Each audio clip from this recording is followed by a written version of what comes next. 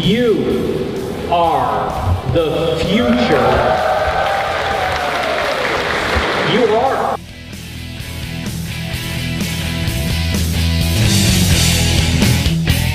The problem is once you get hit, to get back up and try again.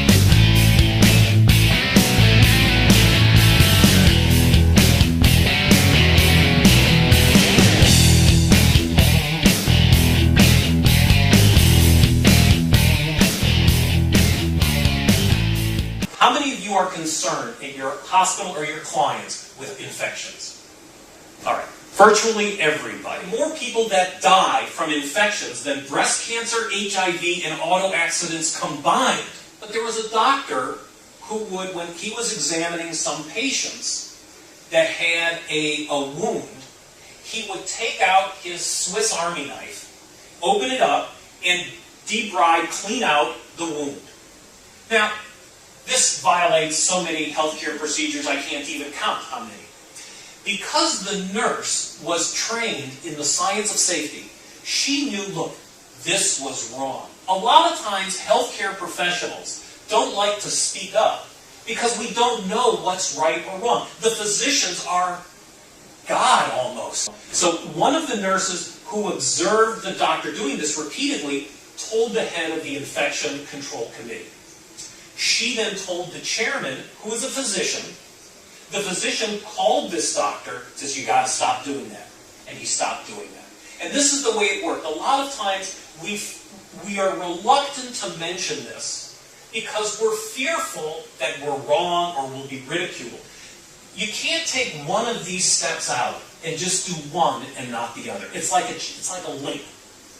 And it's only as strong as the weakest link. I'm Jewish, and when my son was born, we have a tradition in the Jewish faith to have a bris. Now, what a bris is, it's when you circumcise the son.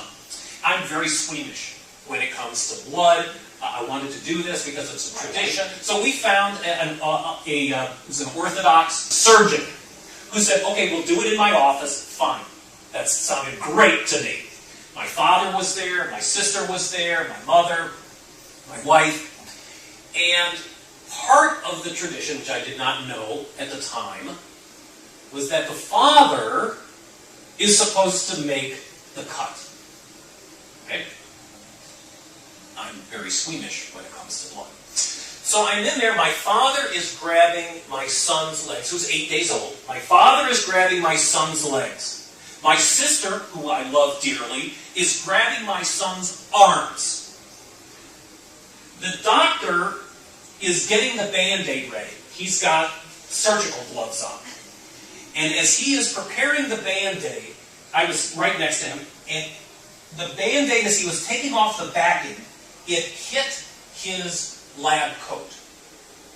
He then throws the Band-Aids out, he takes off his gloves, puts on new gloves, and did a new Band-Aid.